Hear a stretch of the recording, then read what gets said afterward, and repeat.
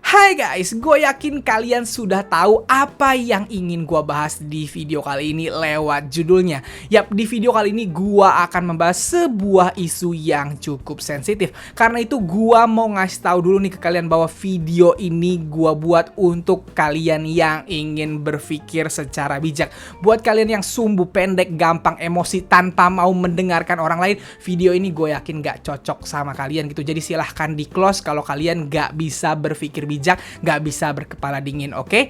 Nah, di video kali ini gua akan berusaha ngebahas isu ini lewat dua sudut pandang, lewat dua kacamata. Lewat kacamata fans dan juga lewat kacamata agensi atau perusahaan. Kenapa hal ini bisa sampai terjadi? So, gak usah berpanjang lebar lagi, langsung aja kita masuk ke topik pembahasannya. Pertama-tama gua mau ngasih tahu dulu ke kalian kenapa premis ini sampai akhirnya mau gua bahas. Semuanya berawal dari berita yang gua dapat dari fanbase Fakta YG Family di Instagram yang berjudul konten Blackpink di Everland hanya akan tersedia di CD yang harus berbayar. Yap, buat kalian yang nggak tahu, konten Blackpink di Everland ini sebenarnya sudah tersebar dari beberapa waktu yang lalu gitu. Ada beberapa gambar yang menunjukkan bahwa Blackpink ini lagi syuting di Everland gitu. Dan Blink semuanya senang, wah Blackpink syuting konten baru nih pasti buat Blink gitu. Dan ternyata diumumkan bahwa konten ini adalah bagian dari project 4+1 untuk merayakan anniversary-nya Blackpink yang kelima gitu. Nah, semua udah seneng awalnya sampai tiba-tiba berita ini muncul bahwa katanya konten Everland ini akan dijadikan dalam bentuk CD dan akan berbayar. Jadi kita harus bayar untuk menontonnya. Nah, hal ini jadi sebuah keributan gitu dari para Blink dan juga YG Stan. Pokoknya dari orang-orang yang mencintai Blackpink gitu. Karena kok konten kayak gini juga harus berbayar, kok nonton ini doang juga harus ngeluarin duit gitu. Kenapa? YG kenapa sekarang jadi mata duitan, kenapa apa-apa diduitin? Nah, buat kalian yang nggak tahu nih, project 4+1 itu 4 projectnya sudah diumumkan. Yang pertama adalah The Movie, Blackpink The Movie yang akan rilis Agustus nanti gitu. Dan udah jelas itu berbayar karena tayangnya di bioskop. Lalu ada The Album Photobook, itu juga berbayar. Lalu kemarin juga Weverse, Blackpink masuk Weverse, yang mana di Weverse juga nanti isinya adalah konten-konten berbayar. Kalau kita mau beli produk-produknya juga berbayar gitu. Dan yang terakhir adalah ini 2021 Summer Diary atau yang Everland ini yang juga ternyata berbayar. Jadi 4+1 project, 4 sudah diumumkan dan semuanya adalah konten berbayar. Marah dong Blink, marah dong YG Stan, marah dong orang-orang yang menyukai Blackpink. Kok gini gitu? Kenapa semuanya sekarang harus pakai duit? Kenapa nggak ada satupun konten yang gratisan gitu? Maksudnya gratisan tuh gimana? Misalnya di-upload di YouTube, di-upload di V-Live atau apapun itu. Atau kayak dulu Blackpink House gitu yang bikin kita bisa nontonin Blackpink tapi secara gratis gitu. Kenapa semuanya harus berbayar? Padahal ini project ulang tahun gitu. Kenapa semuanya hanya uang dan uang gitu. Nah, di video kali ini gua akan mencoba membaca atau menjawabnya lewat dua sudut pandang. Kenapa fans bisa marah banget? Kenapa agensi melakukan hal ini? Oke? Nah, mari sekarang kita lihat permasalahan ini dari sudut pandang fans dulu, dari sudut pandang para Blink, YG Stan dan siapapun yang mencintai Blackpink ya guys. Jadi ini kan project 4+1, project anniversary, project ulang tahunnya Blackpink. Project ulang tahunnya Blackpink tandanya bukan cuman untuk Blackpink dong, tapi juga untuk fansnya. Karena Blackpink dan Blink itu adalah satu kesatuan. Kalau nggak ada Blink, Blackpink nggak akan sebesar ini. Kalau nggak ada Blackpink, ya nggak ada Blink gitu. Jadi ini adalah sesuatu yang harusnya dirayakan bersama-sama gitu. Sehingga konten-konten dari Blackpink di 4+1 ini tentunya harusnya bisa menguntungkan dua belah pihak. Nah, kemarin itu sebenarnya isunya sudah ada waktu Blackpink mengadakan The Show gitu, dimana The Show itu berbayar gitu. Banyak yang bilang kenapa harus diduitin juga gitu. Jujur kalau The Show gua nggak setuju kalau nggak berbayar karena ini konser di kala pandemi yang harusnya mereka bisa tur dunia. Jadi nggak bisa tour gitu, jadi harus diganti ke konser online. Jadi kalau The Show lo minta gratis ya aneh gitu. Pastilah kalau konser harus berbayar. Tapi di 4+1 ini jujur gue juga agak kecewa sama YG yang terang-terangan menguangkan semuanya. Kenapa project ini bener-bener 4 yang udah diumumkan tuh semuanya duit gitu.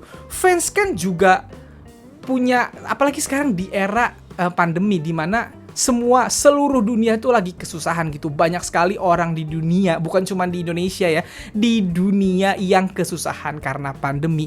Dan salah satu hiburan terbesar mereka adalah Blackpink bagi mereka yang menyukai Blackpink gitu. Jadi untuk merayakan project ini, gue sih setuju kalau ada konten yang bisa dibilang dinikmati dengan cara yang paling murah meriah gitu. Salah satunya adalah dengan menonton di YouTube misalnya. Supaya apa? Supaya kita juga bahagia. Yang punya uang akan membeli di project-project yang lain. Di satu project minimal ada project yang bisa diakses dengan mudah, murah tanpa harus membayar gitu. Tapi tidak, sejauh ini semuanya masih berbayar. Dan gua sangat bisa memahami kenapa akhirnya Blink marah. Kenapa akhirnya YG Stan marah gitu. Karena jujur, setelah berganti kepemimpinan dari Babeh ke Mak Yanti, memang YG kejar setoran ya. Bisa dipahami kenapa bisa kejar setoran, karena sempet setahun YG itu kayak vakum kan sejak ada skandal pertama yang menimpa sampai tahun awal 2020 gitu. Bener-bener lama sekali mereka vakumnya gitu. Jadi mereka kayak berusaha ngejar setoran di mana waktu itu mereka tidak dapat apa-apa gitu saat vakum itu. Tapi ini udah agak berlebihan, Mak Yanti.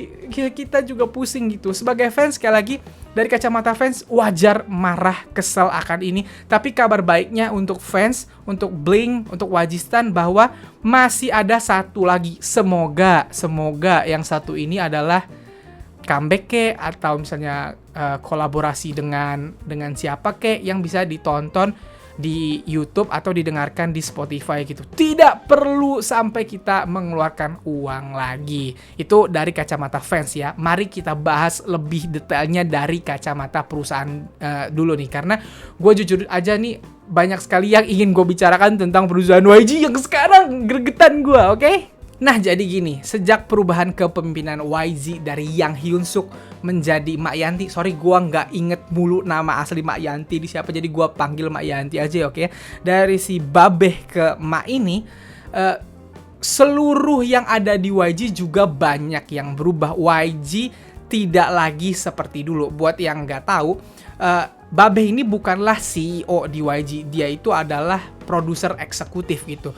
CEO-nya dulu waktu zaman dia adalah Yang Min Suk, adeknya sendiri. Nah, tapi walaupun CEO-nya adalah adeknya, pemegang saham terbesar tetap si Babeh Yang Min Suk. Sampai sekarang sih dia tetap yang terbesar gitu. Tapi kan sekarang dia nggak bisa aktif karena kasusnya belum selesai nih. Sedangkan dulu dia sangat aktif. Walaupun CEO-nya adalah adeknya, semua proses seni atau proses kreatif yang ada di YG itu kepala utamanya adalah Yang Hyun Suk. Yang memutuskan lagu ini akan keluar atau enggak adalah si Babeh.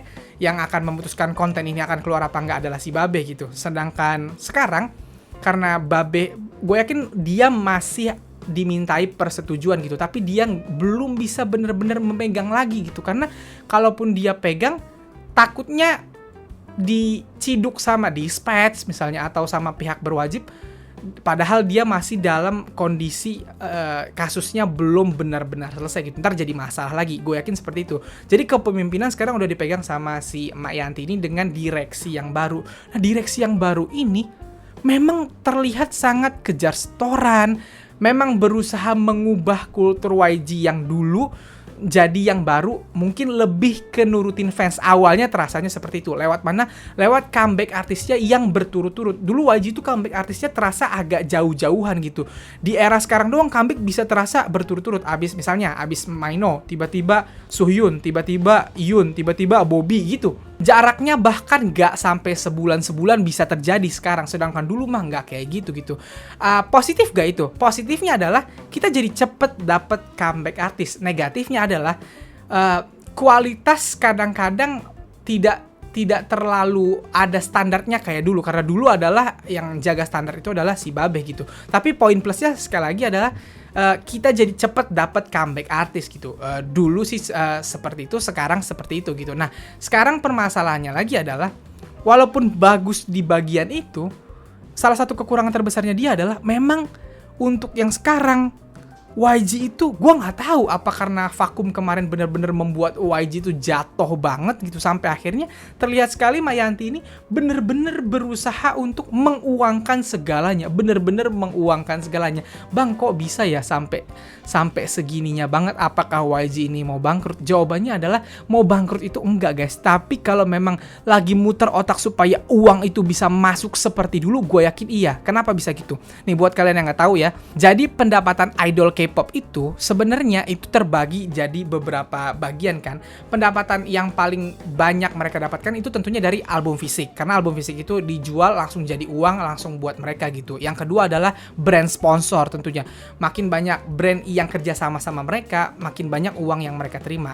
Dan yang paling besar sebenarnya nih, pendapatan terbesar itu datang dari konser. Nah, konser itu yang selama ini paling diandalkan oleh banyak agensi. Nah, sedangkan ketika COVID ini, musuh terbesar agensi adalah konser. Mereka nggak bisa konser, guys.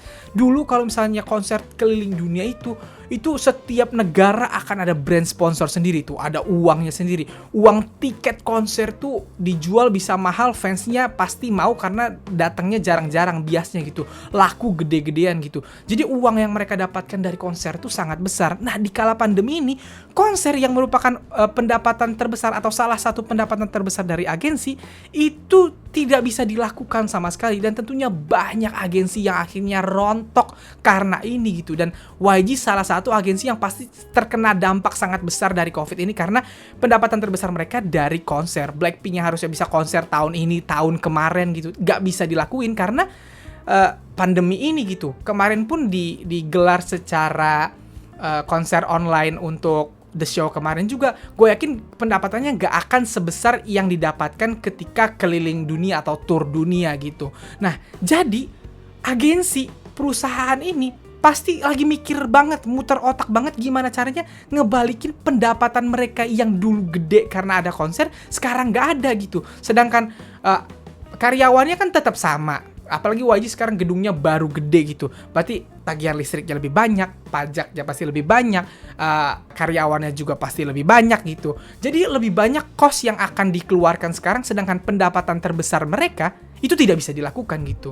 Nah, gue yakin si Mayanti dan jajaran direksinya ini sakit kepala nih, gimana caranya kita dapat duit sebanyak dulu ya. Nah, akhirnya dikorbankan dengan cara ini. Seluruh konten artisnya diuangkan, semuanya berbayar. Nah, kita tahu untuk sekarang karena banyak artis yang belum comeback, utamanya Big Bang yang dulu jadi bahasanya yang membangun YG juga belum comeback, maka kita semua tahu yang terbesar di YG sekarang adalah Blackpink. Nah, konten Blackpink ini yang paling diharapkan tentunya oleh YG untuk apa ya, kayaknya untuk membangun perusahaan lagi. Yang lain juga ya, konten Treasure juga laku, konten Icon juga laku, konten Winner juga laku, konten Akmu juga laku gitu. Cuman kita tahu Blackpink dengan blingnya ini banyak banget gitu. Jadi kayaknya ini yang paling dijual banget gitu. Mungkin Mayanti berpikir Project 4+1 semua diduitin, ya nggak apa-apa, gue yakin Bling bakal beli. Mungkin pikiran dia kayak gitu. Dia lupa kalau sekarang lagi pandemi gitu.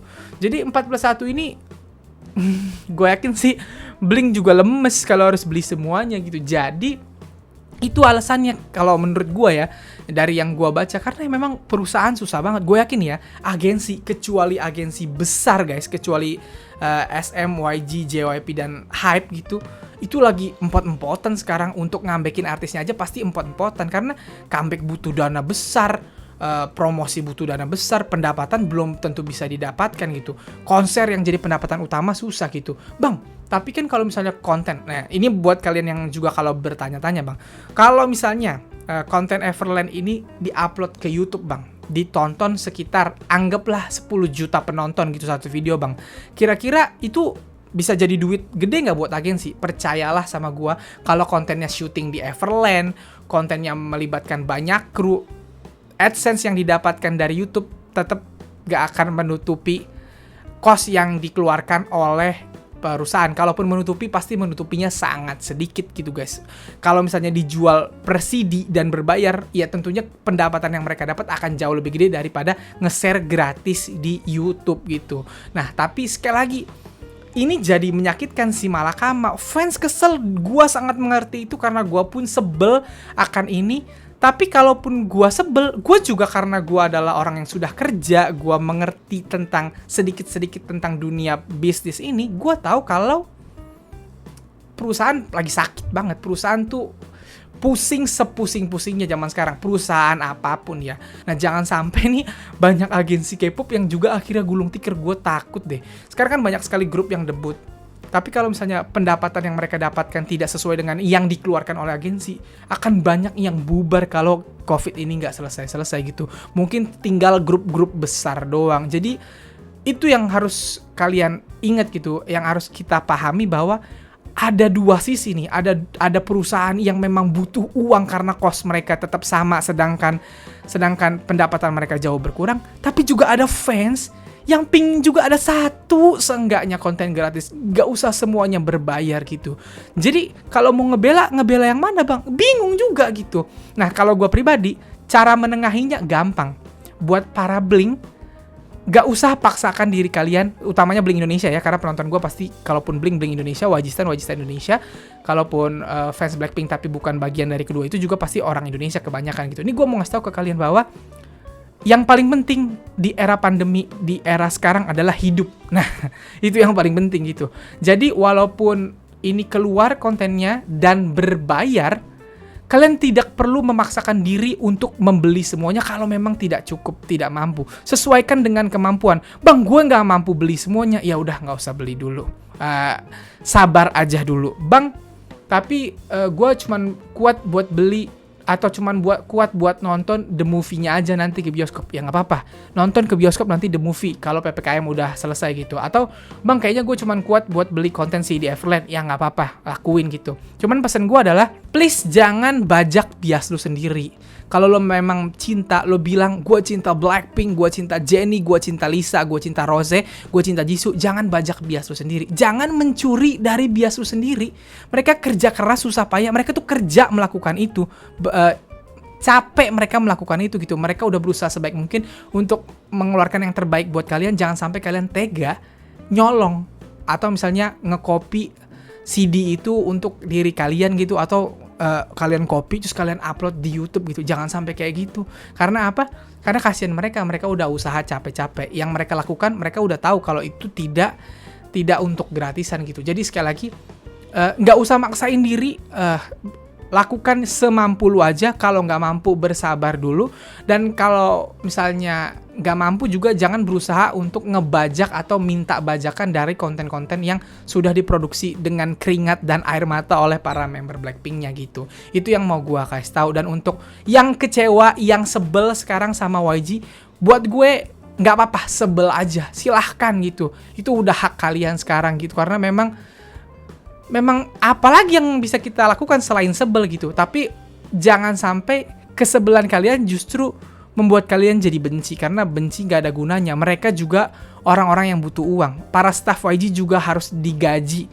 Para bos-bos itu juga pasti pusing tujuh keliling untuk tetap menjalankan perusahaannya, untuk supaya artis-artis kita tetap hidup, para karyawannya tetap hidup gitu. Jadi sebel boleh, benci jangan gitu, supaya itu tidak jadi sesuatu yang menyakitkan kita gitu, supaya kita nggak kesel sendiri, supaya nggak jadi toksik ke badan kita gitu. Jadi santai, mulai berpikir cerdas, oke? Nah, gue juga pingin tahu komen kalian kayak gimana terhadap isu ini. Pendapat kalian terhadap isu ini gimana? Kalaupun sebel, please tulislah dengan bahasa yang manusia gitu ya. Tunjukkan kalau kalian pernah sekolah gitu. Silahkan tulis di bawah, oke? Nah guys, jadi segitu aja yang ingin gua bahas di video kali ini. Kalau kalian suka video ini, silahkan like dan share ke teman-teman K-popers kalian. Kalau kalian mau kenal gua, kalian bisa follow gua di Instagram. Jangan lupa follow TikTok gua juga dengan nama yang sama, Ihsan Mahendra. Di situ gua akan nge-share apapun tentang K-pop juga, oke? Dan kalau belum subscribe channel gua, silahkan di subscribe. Sekian dari gua.